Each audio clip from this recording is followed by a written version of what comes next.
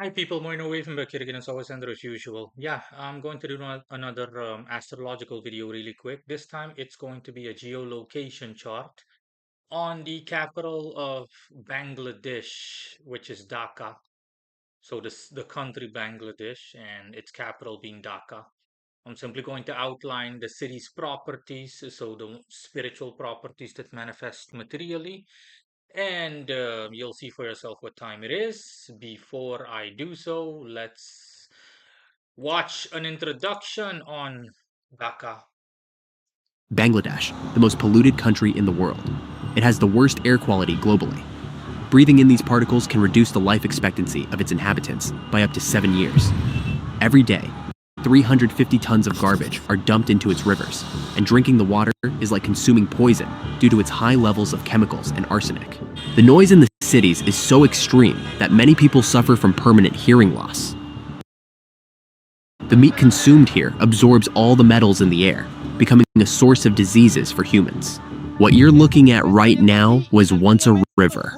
Today, we're going to witness the damage that humans can cause to the planet in the most toxic and polluted country on Earth. We are in Bangladesh, specifically in Dhaka, the most densely populated city on the planet, with areas that can have up to 150,000 inhabitants in 1 square kilometer. I must Okay, yeah, and that's pretty much it. Sorry if the introduction that I played just now, if it lagged a bit. By the way, you can find linked in the description of this video as well as the end screen. It's simply due to the screen recorder and everything that causes a little bit of lag. And because the video is high output with default 60 FPS frame rate, you name it, blah, blah, blah. Anyways.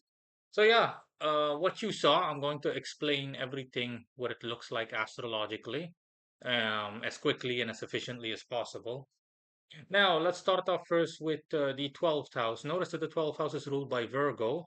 You've got the moon there in the same zodiac sign, as well as the ascendant in the same zodiac sign, and the south node going stationary again in the same zodiac sign.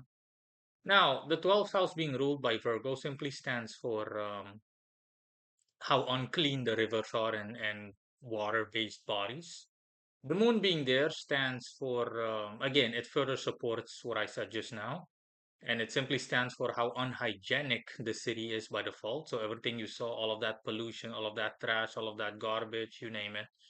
And the south node stands for how much it is present in excess. And the fact that it's going stationary stands simply for the fact that that is unlikely to change. It is fixed essentially. It's fixed in place. Now the second house, ruled by Libra, has the Earth in the same zodiac sign in it, as well as Lilith in Scorpio. Now, Libra there, and as well as the Earth being in Libra, like I said, simply stands for the fact that, generally speaking, the city as a whole wishes that it was neat and clean, which it obviously isn't. Um, and Lilith in Scorpio there stands for a hidden desire to essentially profit off of the hypothetical cleanliness, if that were to take place financially specifically, or through the financial sector. Now, third house ruled by the same zodiac sign that Lilith is in, so Scorpio, with Vesta being in the same zodiac sign but going retrograde, and Juno being in Sagittarius, also going retrograde.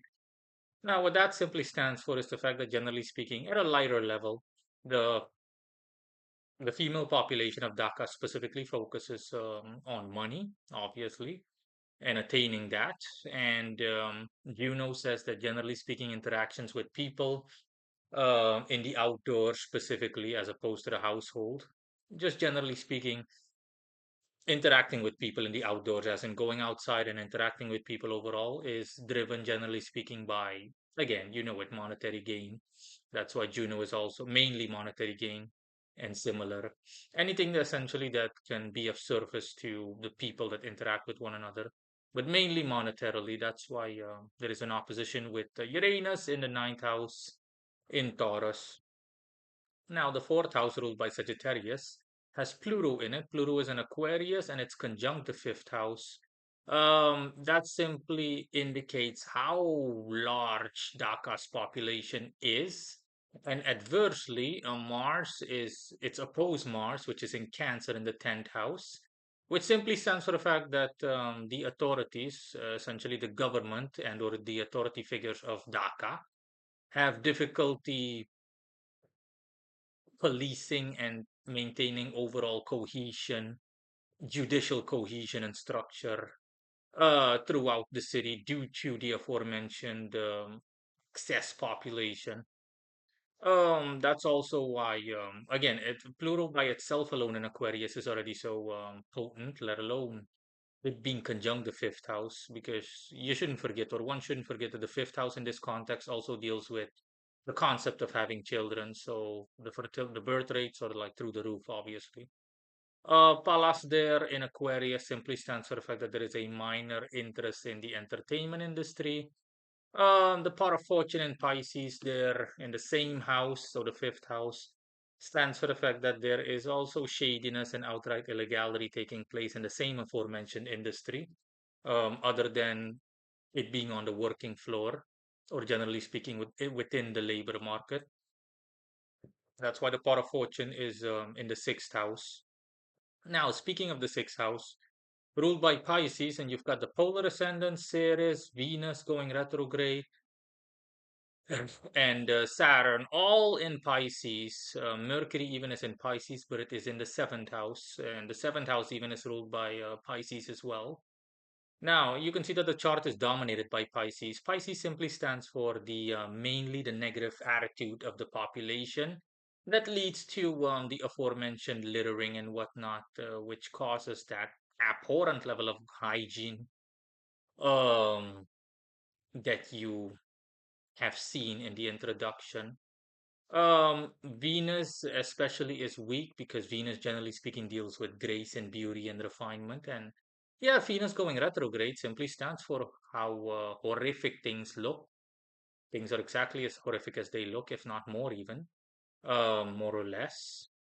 And Ceres simply stands for the fact that that takes place on a day-to-day base.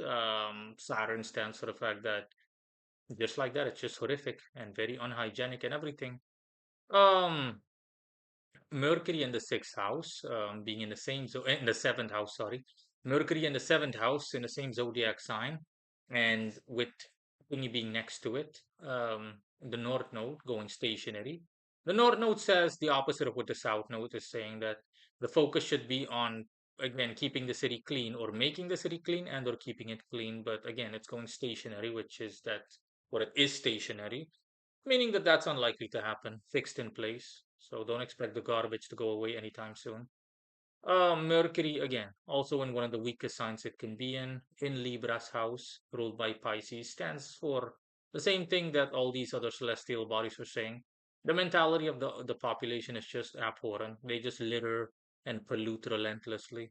That's also what Neptune is saying, because Neptune is especially weak in this context. Neptune is in Aries, but it's in Libra's house, causing like a direct conflict, essentially, because Aries rules the first house, Libra rules this house, and Neptune is in the ruler of the first house in the seventh house of that's ruled by the opposing or adjacent zodiac sign. It simply stands for how impulsive and how should I put it? Impulsive and unsavory the population's mentality is in relation to the aforementioned littering. That's why it can be grouped together. Honestly, Neptune here can be grouped together because Neptune is aspected um starting at Venus, so Neptune is aspected all of these. Vulcan says the same thing, albeit up to a lesser extent, and then we have the Sun and Chiron also in Aries in the eighth house. Stands for the fact that there is a considerable focus on making money, but more done by impulse rather than knowledge or any kind of refinement or intellect behind it. You know, people just slave away, they just hustle. I already said what Uranus stands for, other than what I said earlier with Juno. It also stands for the fact that there is a, albeit minor, interest in the tech industry. There is minor potential, I mean, and or interest in the tech industry, specifically to be used um, for foreign purposes or purposes to be used outside of, at the very least, Dhaka, generally speaking, Bangladesh. Jupiter being in Gemini in the ninth house stands for the fact that not only is day-to-day life, Jupiter in Gemini simply stands for the fact that day-to-day life is just that, it's day-to-day life and or living. And the ninth house stands for the educational system. So it being there in that zodiac sign in this house, it means that the educational system is mundane. That is not applicable to the masses of Dhaka. There is not a lot to be had there. It's also conjunct the 10th house, which stands for authority figures ruled by midheaven in the same zodiac sign, Gemini. It simply means that, again, regarding politics and the government, it's also of a mundane day to day nature. I already said what Mars here stands for in regards to Pluto. The 11th house is neutral, ruled by Leo. And the 12th house, I already treated it. And that's pretty much it, guys. Later.